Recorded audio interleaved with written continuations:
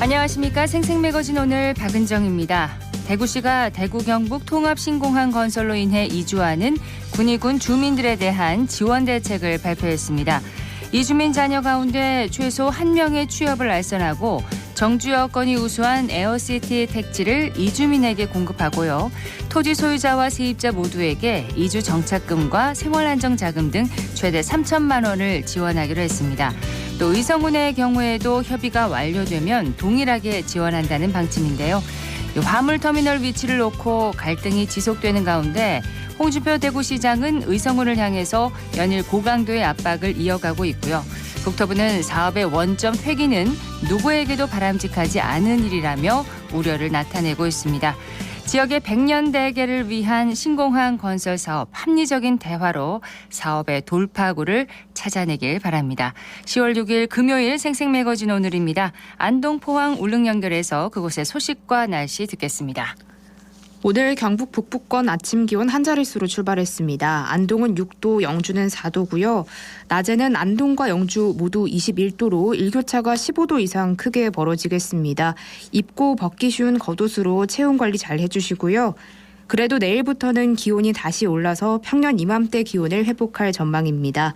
당분간 큰 일교차만 신경 잘 써주시길 바랍니다.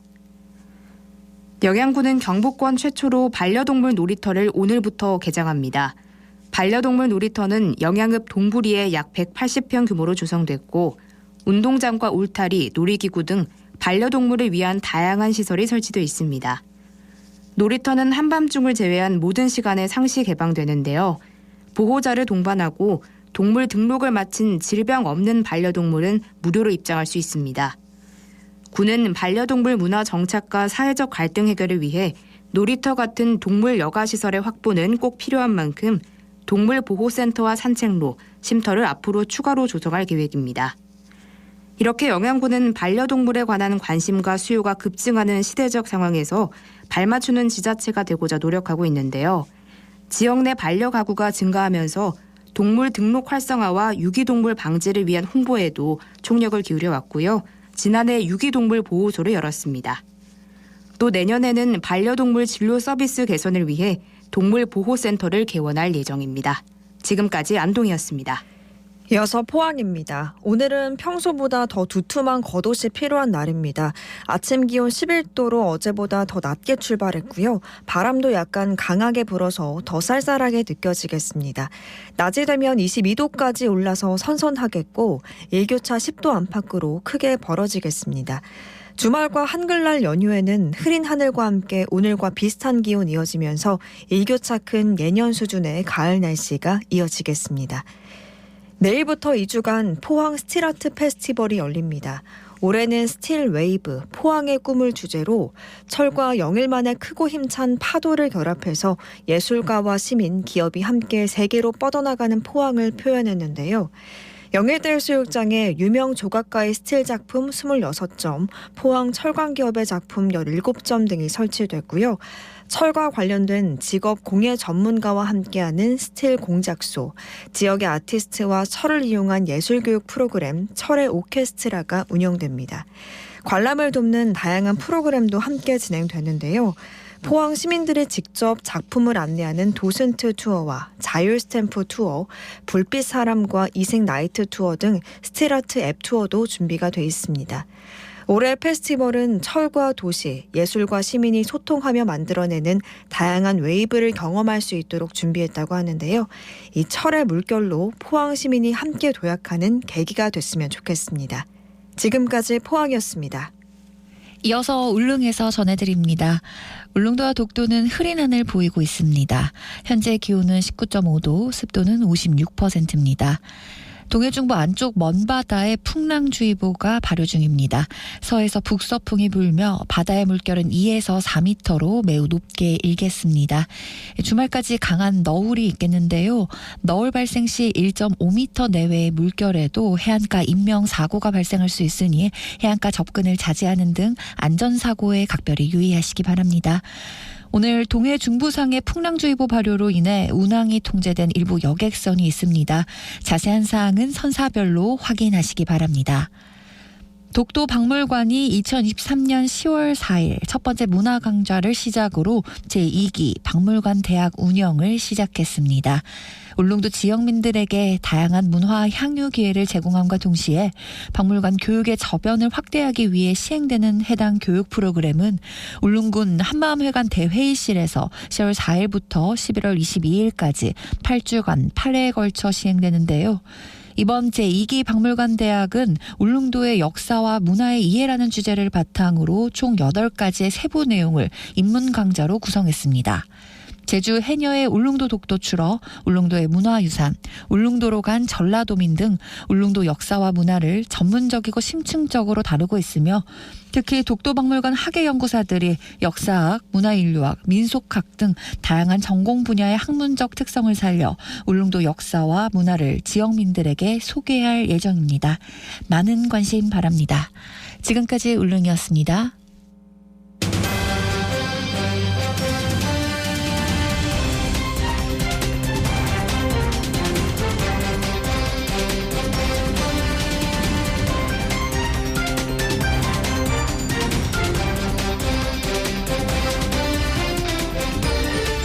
알아두면 좋을 세법과 일상생활에 자주 사용하지만 실수하기 쉬운 세금 문제를 쉽고 또 재밌게 알려드립니다. 똑똑한 세금 생활 세금 박사 용열 씨에게 물어보아요. 최용열 세무사와 함께합니다. 어서 오세요. 네, 안녕하세요. 예, 오늘 풀어주실 세금 이야기는 뭔가요? 네, 오늘은 토지를 팔 때 발생하는 세금에 대해서 말씀드리려고 하는데요. 아파트 같은 경우에는 거래가 자주 발생하기 때문에 이와 관련된 세금이 언론에 자주 나와서 친숙하기도 하고 사람들이 많이 알고 계시기도 하는데요. 예. 하지만 토지의 경우에는 거래량이 많지 않다 보니까 평생 한두 번 정도 토지 거래를 접하는 분들은 세금이 얼마나 되는지 무엇이 있는지 모르는 경우가 많습니다. 그렇습니다. 네, 특히 토지에 대해서 투기성이 있다고 판단하는 경우에는 비사업용 토지라고 해서 양도를 할 때 세금을 추가로 매기기 때문에 주의가 필요한데요. 그래서 이번 시간에는 어떤 토지를 비사업용으로 판단하는지에 대해서 같이 살펴보겠습니다. 네, 비사업용 토지라는 용어도 좀 낯섭니다. 맞습니다. 예, 토지를 양도할 때 내는 세금, 양도세부터 좀 설명을 해주세요. 네, 양도세는 토지나 건물 같은 부동산을 팔 때 발생하는 소득에 대해서 납부하는 세금인데요.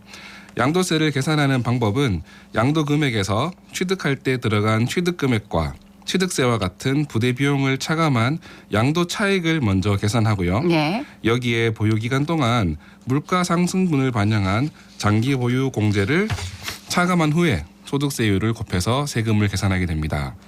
양도세는 1년 단위로 계산을 하기 때문에 1년에 2건 이상 팔았다면 양도 차익을 합산해서 계산을 해야 되고요. 네. 양도를 한 날로 2달 이내에 신고와 납부까지 마쳐야 됩니다. 그러면은 투기 목적이 있는 토지에는 세율이 더 높아지는 건가요? 네, 맞습니다. 토지의 경우에는 목적에 따라서 농사를 지을 수 있는 전이나 답, 과수원이 있고 건물을 지을 수 있는 대지나 공장 용지, 도로나 하천 같은 특수한 용도로 쓰이는 토지와 같이 그 목적이 다양한데요.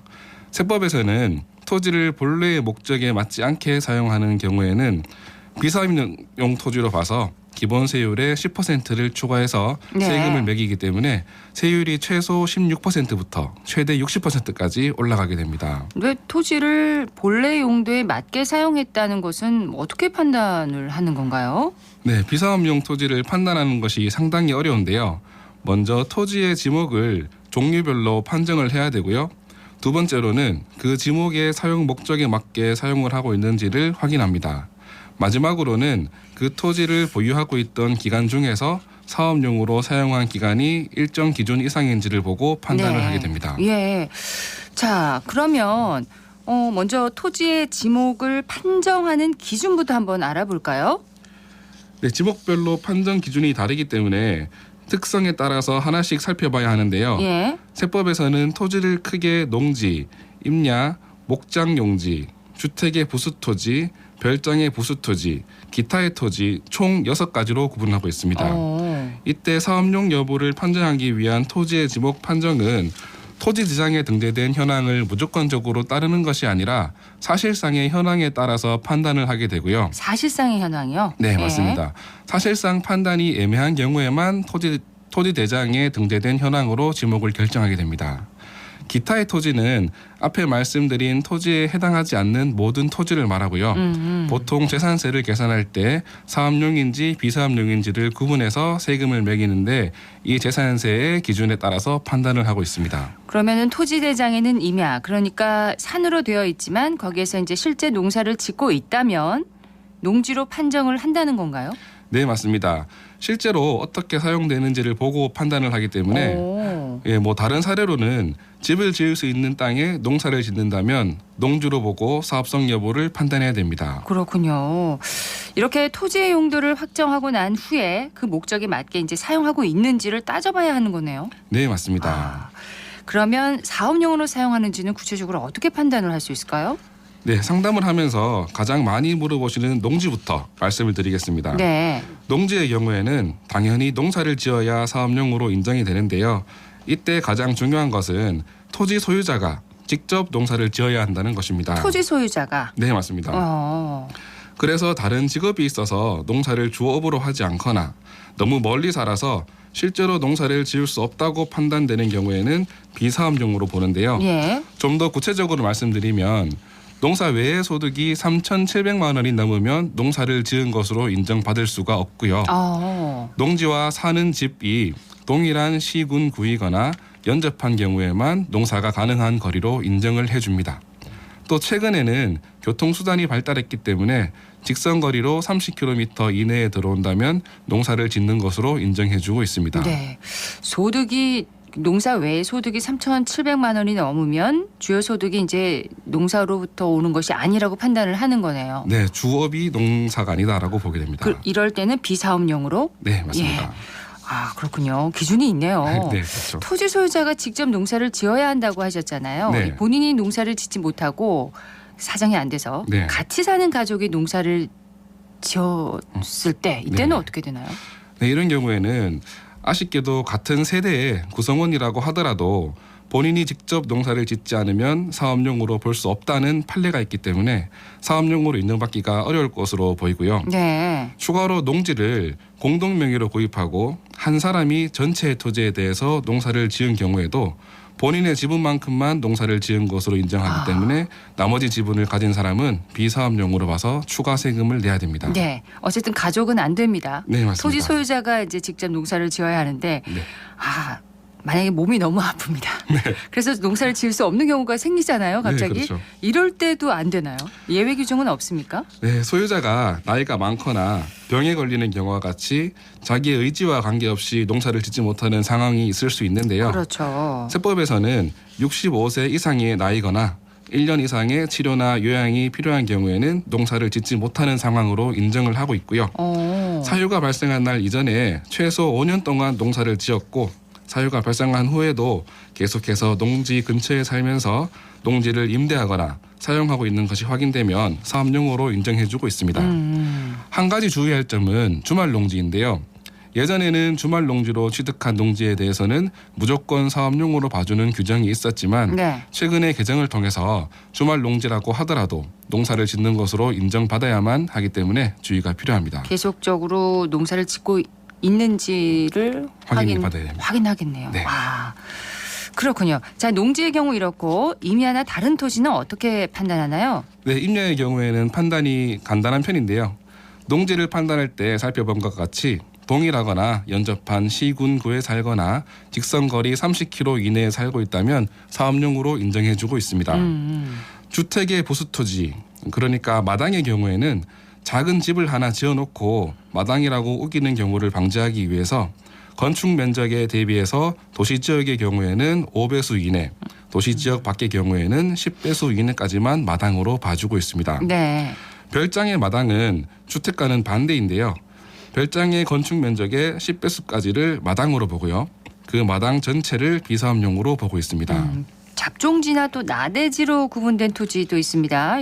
이런 경우는 어떻게 판단하나요?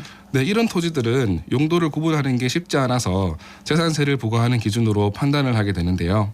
재산세도 토지의 용도에 따라서 감면이나 면제를 하는 경우도 있고 일반 세율이나 고율로 과세하는 경우로 나누어집니다. 네. 감면이나 면제를 받는 토지는 제사나 종교를 위한 토지 도로나 하천 부지, 묘지와 같은 토지들이 있고요. 여기에 해당하는 토지들은 사업용으로 인정을 해주고 있습니다. 많이 논란이 되는 토지가 주차장인데요. 주차장이요? 네. 주차장의 경우에는 주차장 법에 따른 주차장만 가능하기 때문에 허가를 받지 않고 임의로 주차장으로 쓰는 경우에는 비사업용에 해당합니다. 그렇군요. 네, 또 논란이 되는 부분이 고물상처럼 물건을 쌓아두는 하치장으로 활용하는 경우인데요. 이때는 사업자 등록을 하고 사용하고 있다면 문제가 되지 않고 네. 토지 소유자가 직접 운영할 필요가 없기 때문에 임차인이 사용한 경우에도 사업용으로 봐주고 있습니다. 그렇군요. 네, 추가로 건물이 없는 토지를 취득해서 건축을 하기 위해서 건설 허가를 받고 착공한 토지는 취득일부터 2년 동안은 공사를 준비하기 위한 기간으로 봐주고 네. 착공이 시작된 경우에는 건설 진행 중인 기간 동안은 사업용으로 봐주고 있습니다. 마지막으로 주택이 없는 1세대가 보유하는 주택을 지을 수 있는 토지에 대해서는 660제곱미터까지는 사업용으로 봐주는 규정이 있으니 참고하시면 좋겠습니다. 만약에 부모님이 돌아가셔서 고향에 있는 토지를 상속받는 그런 경우가 있잖아요. 네. 예, 투기 목적은 없지만 너무 멀어서 사업용으로 사용할 수 없는 토지가 많을 것 같은데 여기에 대한 구제 방안은 없습니까? 네, 우리 세법은 상속을 받았거나 실수요 목적으로 부여하는 것이 증명되는 경우에는 그 토지는 당연히 사업용으로 봐주고 있습니다. 예. 대표적으로 문중이 소유하고 있는 농지이거나 8년 이상 사업용 요건을 갖춘 농지나 임야, 목장 용지를 직계존속이나 배우자에게 상속이나 증여받는 경우가 여기에 해당되고요. 또 국가에 토지가 수용되는 경우가 있는데요. 예. 이때는 본인의 의지로 양도한 것이 아니기 때문에 사업 고시일로 5년 이전에 구입한 토지의 경우에는 무조건 사업용으로 봐주고 있습니다. 자, 이렇게 사업용을 판단할 때는 토지를 보유하고 있는 내내 이러한 요건들을 지켜야 하는 건가요? 꼭 그렇지는 않습니다. 토지를 보유하는 기간 동안 일정 기간 동안만 본래의 용도에 맞게 사용하면 되는데요. 예. 기간 기준은 3가지 요건 중에 하나만 충족하시면 됩니다. 첫 번째 요건은 양도일 직전 5년 중에 3년 이상, 두 번째는 양도일 직전 3년 중에 2년 이상, 세 번째는 총 보유 기간 중에 60% 이상을 사업용에 사용해야 합니다. 이 중에 하나만 충족하면 되는군요. 네, 맞습니다. 이때 기간 기준은 일수를 기준으로 계산을 하고 있고요. 예. 토지의 소유 기간 동안 지목이 변경된 경우에는 각각의 지목별로 사업용 여부를 판단해야 됩니다. 그렇군요. 자, 오늘은 비사업용 토지에 대한 양도세를 알아봤고요. 또 비과세 요건은 무엇인지 살펴봤습니다. 최용렬 세무사였습니다. 고맙습니다. 감사합니다.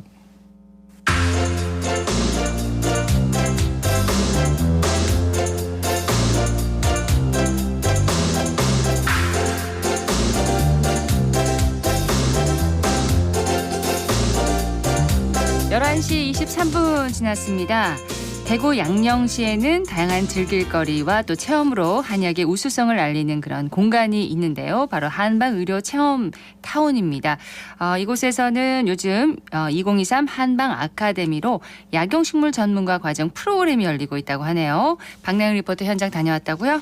네, 프로그램은 평소 약용식물에 대해 궁금했던 시민들이 참여해 궁금증도 해소하고 다양한 쓰임에 대해서도 배울 수 있었습니다. 이날은 실생활에서 적용할 수 있는 약용식물 활용 방법 수업과 쌍화차 만들기가 진행됐는데요. 현장의 소리와 참가자들의 이야기 전해드립니다. 쌍화탕의 특징은 어떤 약은 많이 들어가고 어떤 약은 적게 들어가고 또 어떤 약들은 더 적게 들어가는 3단계로 되어 있죠. 그래서 이 한방적인 내용으로 본다면은 우리 한약을 군신좌사의 의미를 가지고 있습니다. 제일 먼저 작약을 8g을 딱 담으면은 그 다음 분이 단기에서 4g을 보태고 그 천궁으로 보태고 마지막까지 쭉 넘어오는 겁니다. 저는 수성구에 살고 있는 40대 주부입니다. 쌍화탕이나 이런 건 우리의 전통식품일 수 있고 알아두면 또 우리에게 자산이 되는 거잖아요. 그래서 내용이 궁금하던 차에 이렇게 참여해서 오게 되었습니다. 오늘 했던 프로그램이 이제 쌍화탕 만들기였는데요.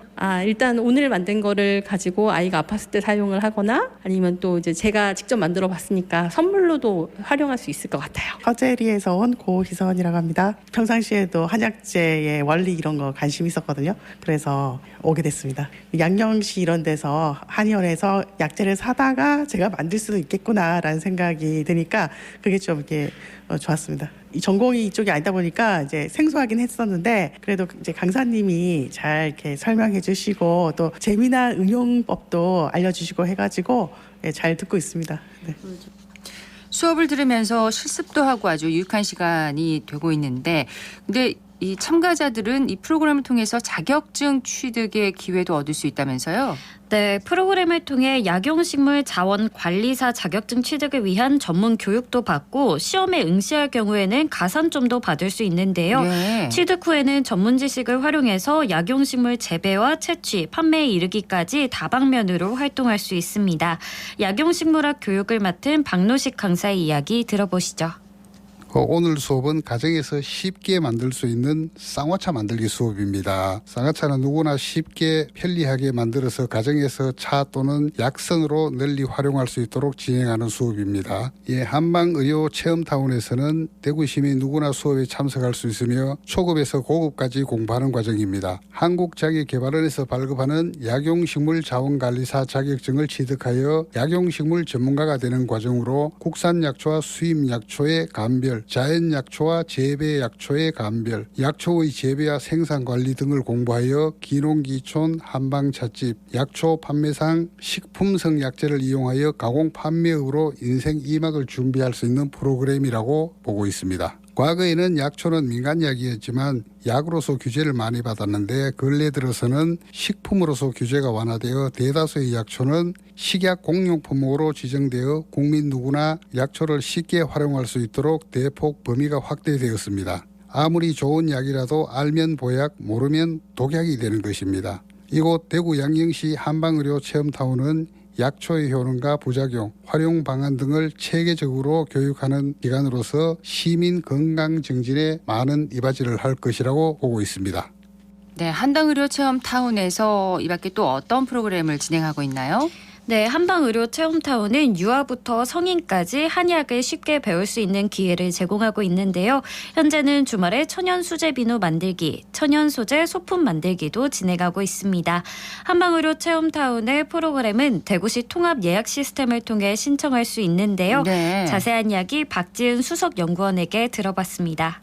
한방 아카데미 약용식물 전문가 과정은 약용식물별로 다양한 특성과 효능에 관한 전문 지식을 함께 배우는 과정입니다. 이 과정은 약용식물에 대한 이론뿐만 아니라 여러 가지 활용 방법을 배우실 수 있고요. 교육을 다 들으시고 나면 약용식물 관리사 자격 시험에도 응시하실 수 있습니다. 한방 아카데미는 체험타운에서 진행하는 여러 프로그램 중에 전문 역량 향상을 위한 프로그램으로 진행하고 있고요. 창업을 준비하시는 분부터 약용식물에 관심이 있으신 어르신까지 다양한 연령층의 수강생분들이 함께 하시고 있는 인기 강좌 중 하나입니다. 2023 한방 아카데미에서는 약용식물 전문가 과정 외에도 대구 한의대 교수님을 모시고 나에게 맞는 한의학이란 주제로 교육 프로그램도 진행하고 있고요. 아이들이 한의학에 대한 관심을 갖고 한의사 꿈을 키울 수 있는 어린이 한의사 프로그램도 운영하고 있습니다. 체험타운에서는 한방차와 함께 도심 속 힐링을 하실 수 있는 습식, 건식, 조격 체험 프로그램을 운영하고 있고요. 한의사 선생님과 함께하는 한방의료 체험과 뷰티 체험 공간도 함께 운영하고 있습니다. 그리고 VR이나 AR 기기를 이용해서 재미있게 한방을 체험할 수 있는 ICT 한방 체험관도 운영하고 있습니다. 한방의료 체험타운은 어릴 때부터 늘 접했지만 좀 어렵고 다가가기 힘든 한의학을 쉽고 재미있게 접할 수 있는 곳입니다. 한방의 역사가 살아 숨쉬는 양령시에서 나를 위해 쉬어가고 에너지를 충전할 수 있는 그런 충전소 같은 곳으로 체험타운을 만들어가고 싶습니다. 365년의 역사와 전통을 간직한 대구 양령시는 대구의 대표적인 문화유산인데요. 2004년에는 한방 관련 분야 최초로 한방특구로 지정받은 우리나라의 귀중한 유산이 됐습니다. 그렇습니다. 지역의 역사가 담긴 한방을 재밌게 배우고 색다른 체험도 할 수 있는 한방의료 체험타운 한번 방문해 보시길 바랍니다. 네, 현장 리포트 오늘은 2023 한방 아카데미를 소개해드렸습니다. 박나영 리포터 소식 잘 들었습니다. 네, 감사합니다.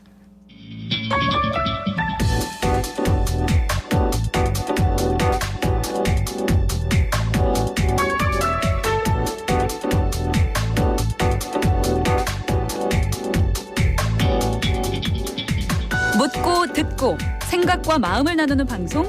지금 여러분께서는 대구 경북을 보고 듣는 생생 매거진 오늘을 함께하고 계십니다.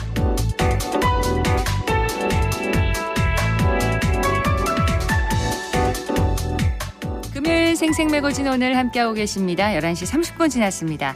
기자의 눈으로 지역의 현안과 이슈를 들여다보는 시간입니다. 영남일보 서민지 기자와 함께합니다. 어서 오세요. 네, 안녕하세요. 자, 오늘 서 기자가 주목한 이슈는 뭔가요? 네, 고금리, 고물가가 장기화 추세를 보이면서 가계 살림살이가 더 팍팍해지는 현상 짚어보려고 합니다. 그렇습니다. 여기저기 오른다는 얘기밖에 없습니다. 최근 물가 동향부터 좀 살펴볼까요? 네, 5일 통계청이 발표한 9월 소비자 물가 동향에 따르면 지난달 소비자 물가 지수는 112.99로 작년의 같은 달보다 3.7% 올랐습니다. 8월에 이어서 3%대 오름세를 이어가면서 지난 4월 이후 5개월 만에 가장 높은 상승률을 기록했습니다. 그렇군요. 자, 이렇게 물가 상승을 부추기는 요인 무엇입니까? 주된 요인은 바로 유가입니다. 네. 국제 유가가 배럴당 100달러를 돌파하면서 국내 휘발유 소비자 가격은 리터당 1,800원 돌파를 코앞에 두고 있습니다. 경유까지 약 9개월 만에 다시 1,700원대로 올라섰습니다. 12주 연속 오름세인데요. 네. 대구의 경우에는 전국 휘발유와 경유 평균가보다 살짝 낮은 것으로 파악되긴 했지만 불과 몇 개월 전 대구의 유가보다는 훨씬 높아졌습니다.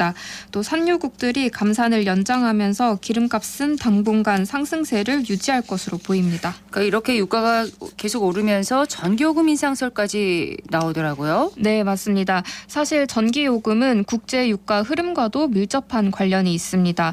통상 국제유가 흐름은 3개월씩 시차를 두고 전력 도매 가격에 영향을 미치는데요. 여기다 심각한 재무위기에 빠진 한국전력은 정상화 차원에서 전기요금은 킬로와트시당 25원가량 올려야 된다는 입장입니다.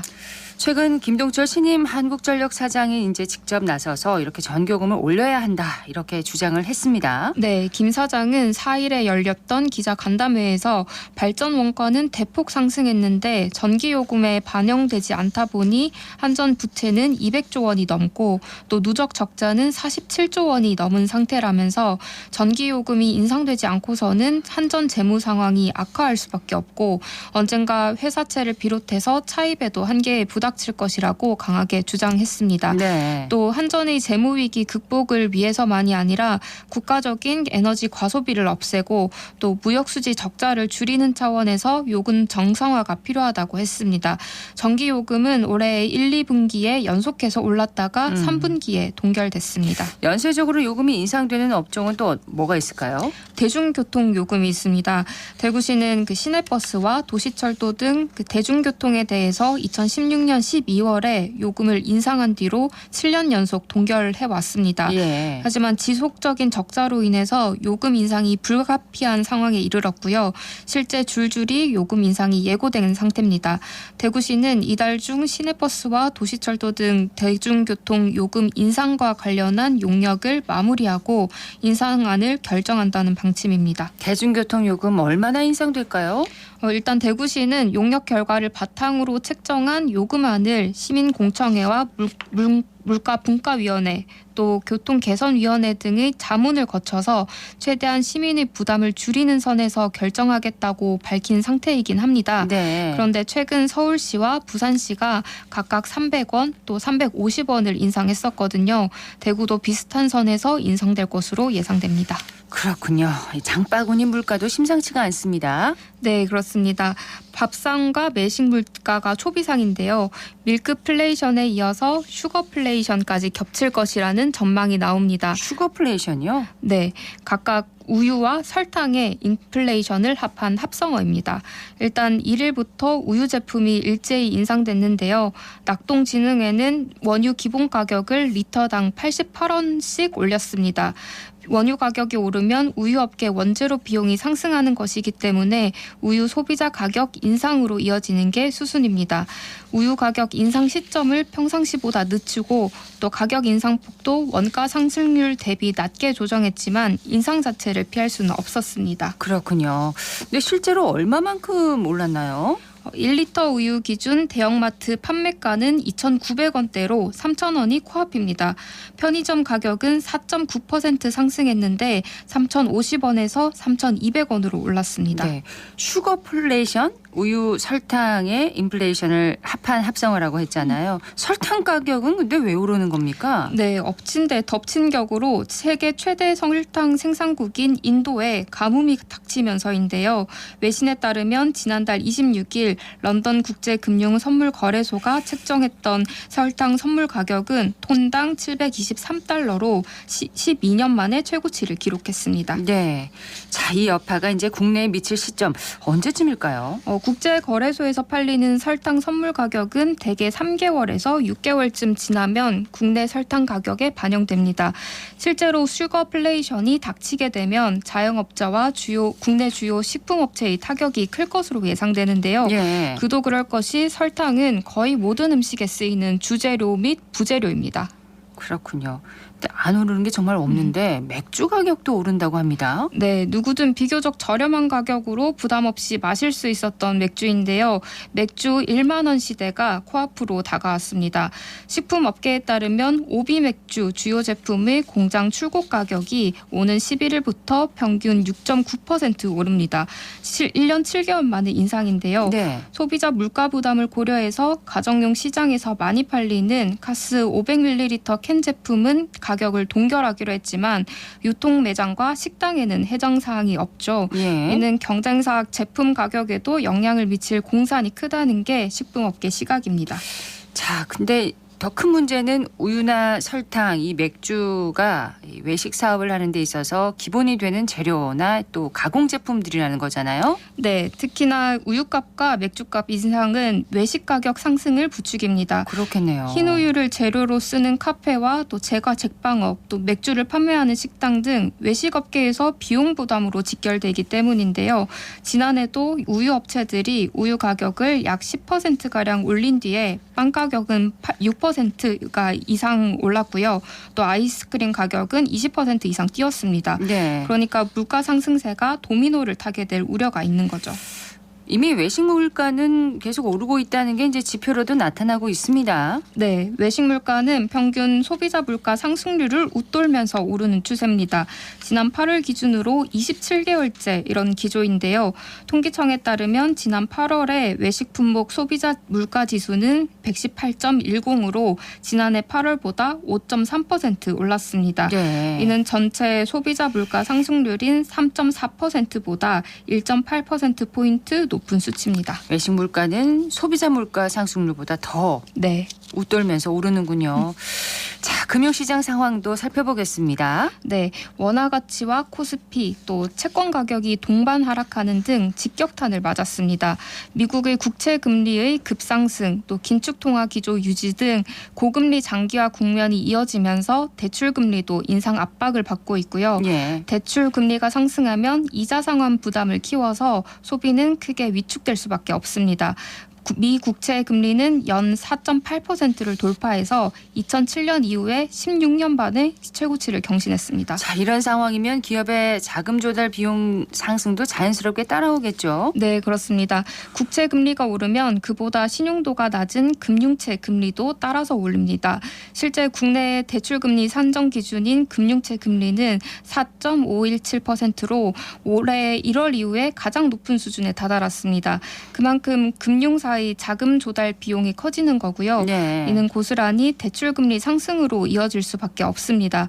기업들은 시장 금리가 오름세를 보이자 이미 회사채 발생을 줄이고 있습니다. 그런데 이렇게 고물가, 고금리 장기화 가능성이 높아지니까 웃지 못할 현상도 나타납니다. 웃지 못할 현상이라고요? 네, 국내 중고차 시장에서 가성비 높은 차량이 인기를 끄는 건데요.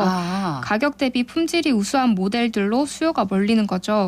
4일 중고차 플랫폼 첫차가 발표한 올 10월 주요 중고차 시세와 또 판매 순위를 살펴보면 출시 당시에 저조한 인기로 중고차 시장에서 이전 모델보다 시세가 낮았던 한 세단 차량은 지난달 대비 시세가 1.7% 상승했습니다. 네. 동일 차급 내 우수한 연비와 합리적인 가격 때문에 수요가 증가한 거죠. 가성비가 이제 좋기 때문에 네. 오히려 인기를 끄는군요. 맞습니다. 반면 중대형 세단으로 꾸준한 인기를 끌었던 모델의 시세는 지난달 대비 2.2% 하락했습니다. SUV 차량에서도 마찬가지로 가성비 높은 중고차 구매 심리 현상이 발견됩니다. 그렇군요. 자, 고물가에 따른 현상이 사회 이곳저곳에서 나타나고 있는데 정부가 고물가를 잡기 위해서 마련한 방안은 뭐가 있을까요? 우선 정부는 유류세 인하 조치를 연말까지 추가로 연장할 것으로 보입니다.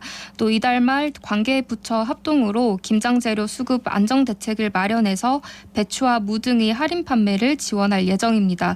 또 기후 재난 등으로 인한 생산 부족이 겹쳐서 가격이 올랐던 사과는 계약 재배 물량 1.5만 톤을 출하해서 가격 안정을 유도하기로 했습니다. 네. 또 석유류는 국제 유가 대비 과도한 인상이 없도록 현장 점검을 강화한다는 방침이고요. 또 서민 부담 완화를 위해서 동절기 난방 대책도 이달 중에 마련합니다. 가장 궁금한 것은 물가가 언제쯤 안정화 될까요? 추경호 경제부총리는 5일에 서비스 물가의 둔화세가 지속되는 가운데 물가의 추세적 흐름을 보여주는 근원 물가도 3%대 초반을 유지하고 있다면서 계절적 요인이 완화되는 10월부터는 다시 안정화될 것이라고 예상했습니다. 이달에요? 네. 또 실물 경제는 생산과 수출을 중심으로 방등 조짐이 확대되고 있다고도 내다봤습니다.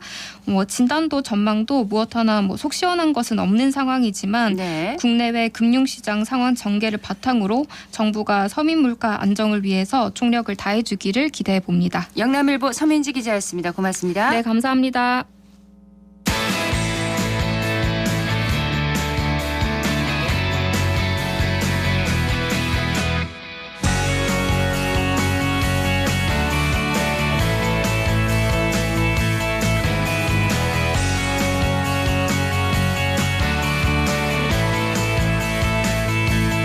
생생한 스포츠 현장 속으로 들어갑니다. 생생스포츠 대구신문 석지훈 기자와 함께합니다. 어서 오세요. 네, 안녕하십니까. 아시안게임이 시작된 지 얼마 안 된 것 같은데 벌써 폐막이에요. 네, 그렇습니다.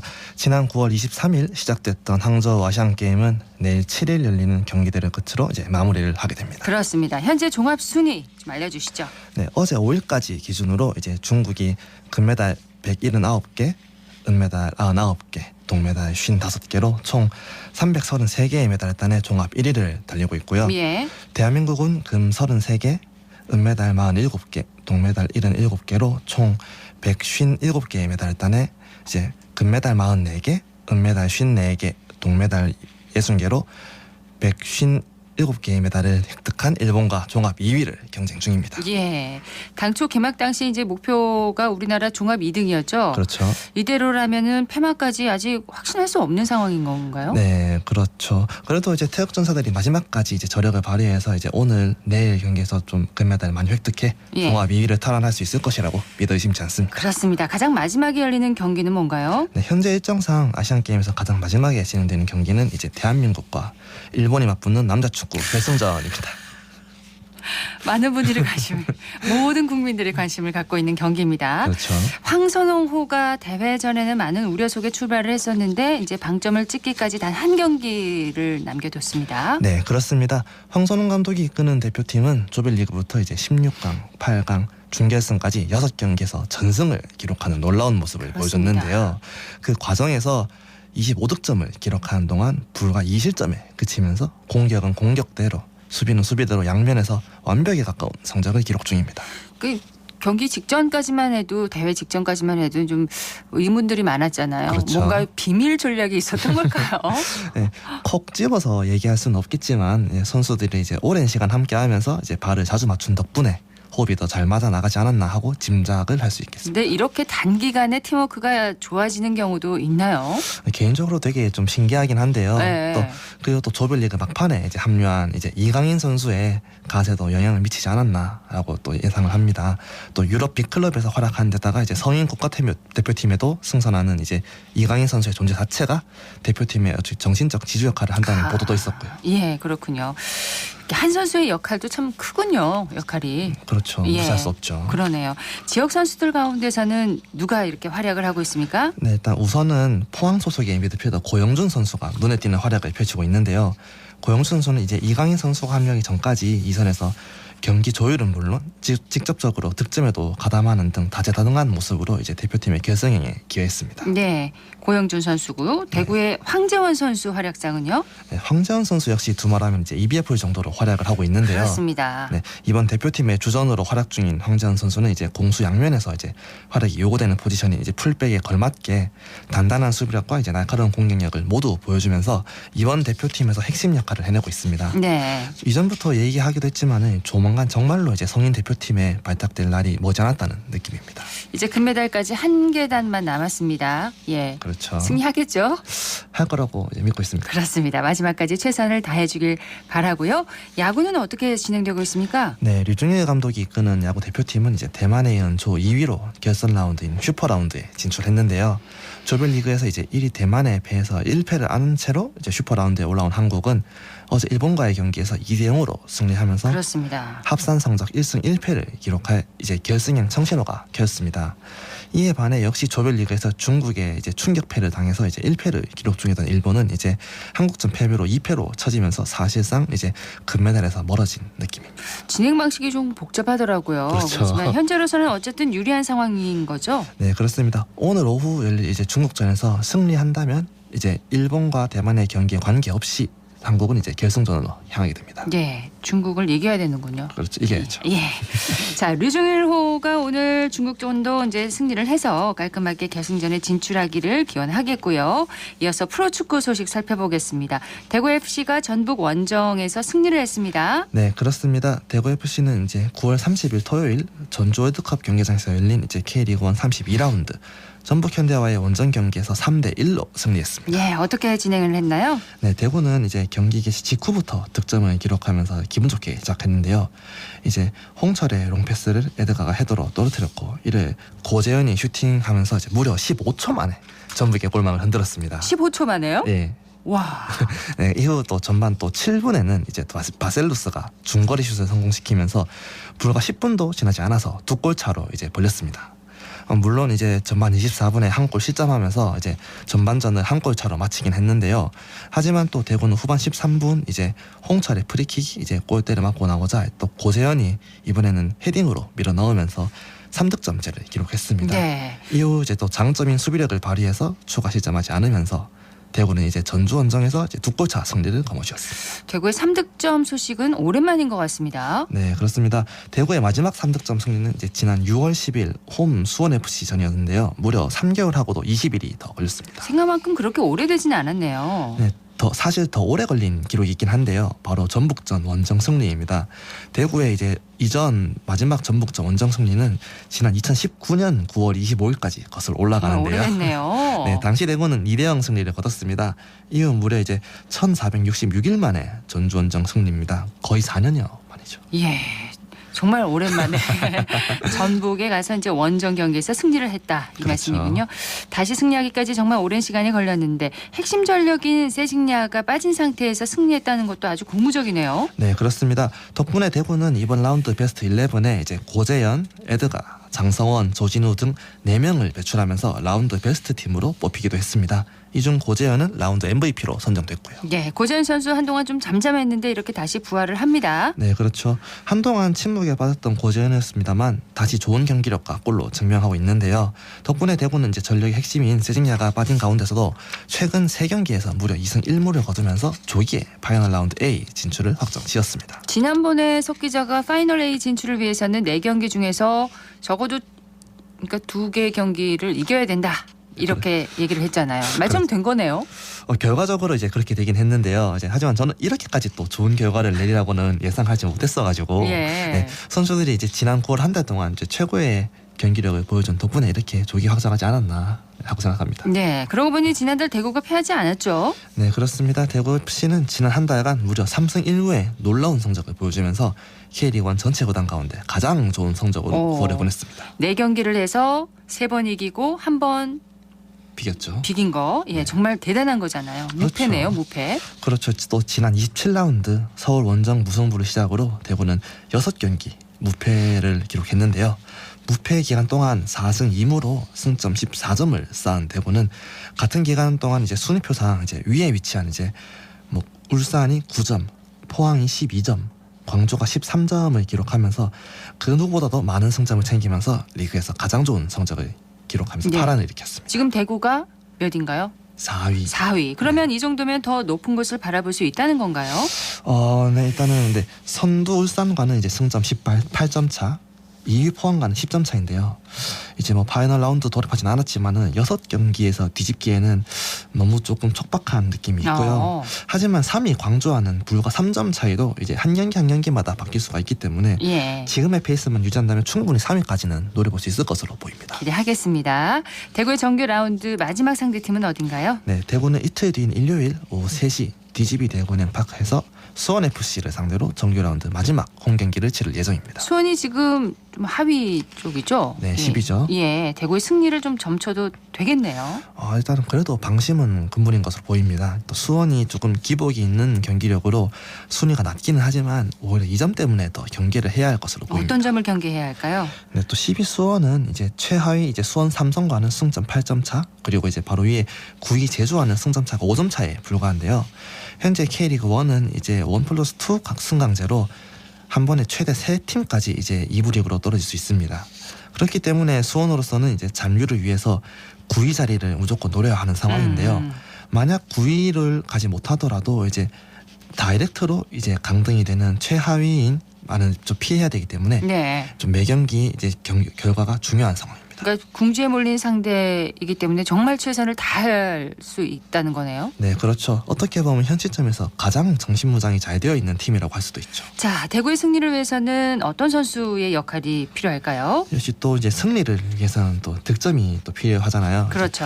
네, 최근 연일 득점포를 가동하고 있는 이제 바셀루스와 고재현 선수의 발끝에 기대를 걸어봐야 될 것 같습니다. 네, 대구의 승전보를 기대해 보도록 하겠습니다. 자, 한 주간의 스포츠 소식을 종합해 드렸습니다. 대구신문의 석지용 기자였습니다. 고맙습니다. 네, 감사합니다.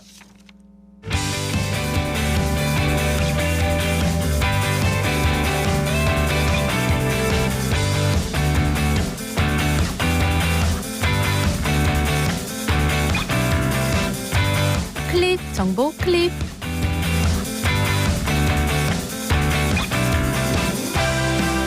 오늘부터 11월 10일까지 대구 오페라 하우스에서 제20회 대구 국제 오페라 축제가 열립니다. 개막작은 슈트라우스의 오페라 살로메로 대구에서는 처음 전막 오페라로 공연되고요. 이외에도 리골레토, 엘렉트라 등 다양한 오페라 작품을 만날 수 있습니다.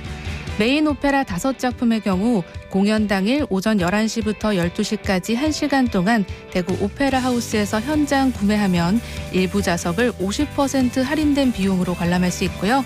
보다 자세한 사항은 대구 오페라 하우스 홈페이지에서 확인하실 수 있습니다.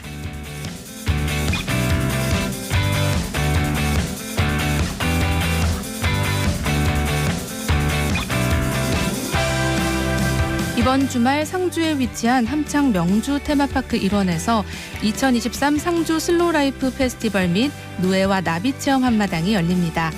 슬로라이프 페스티벌에서는 지역의 슬로푸드를 활용해서 만든 밥상, 느린 삶을 체험할 수 있는 목공예와 자연 염색 체험, 문화예술인의 공연 등을 만나볼 수 있고요. 누에와 나비 체험 한마당에서는 곤충과 관련된 다양한 볼거리와 체험을 할 수 있습니다. 바쁘게 돌아가는 일상에서 벗어나 느리게 사는 삶을 경험해 보시면 좋겠습니다.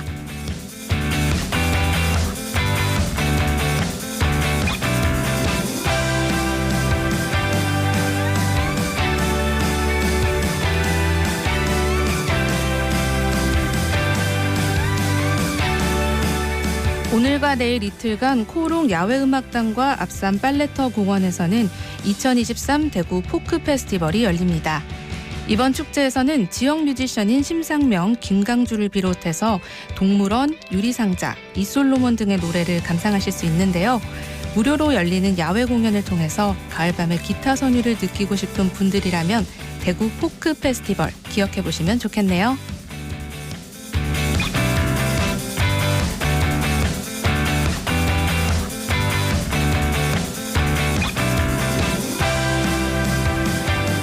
이번 주 토요일부터 21일까지 포항 영일대 해수욕장 1원과 내수염 냉동창고에서 2023 포항 스틸아트 페스티벌이 열립니다. 이 축제는 전국에서 유일하게 철을 소재로 한 예술축제로 올해 12회를 맞았는데요. 전문가와 함께하는 스틸아트 체험, 인디밴드와 DJ의 합동 공연과 지역의 음악예술인 그리고 포항 시민들의 합주 등 다양한 프로그램을 만나보실 수 있습니다. 주말에는 포항 해수욕장을 배경으로 스틸 작품을 감상해보시는 건 어떨까요?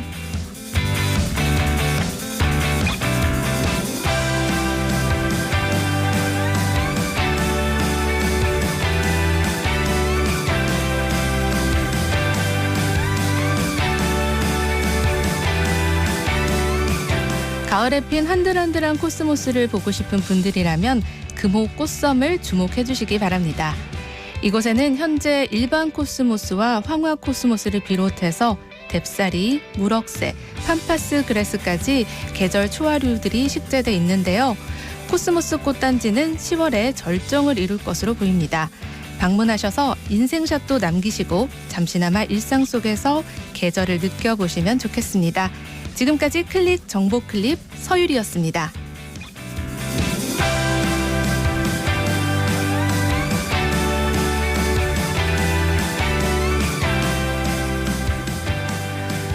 아침 기온이 뚝 떨어져서 쌀쌀하게 시작을 했습니다. 낮 기온은 20도에서 24도 분포로 어제보다 2, 3도가량 높겠습니다.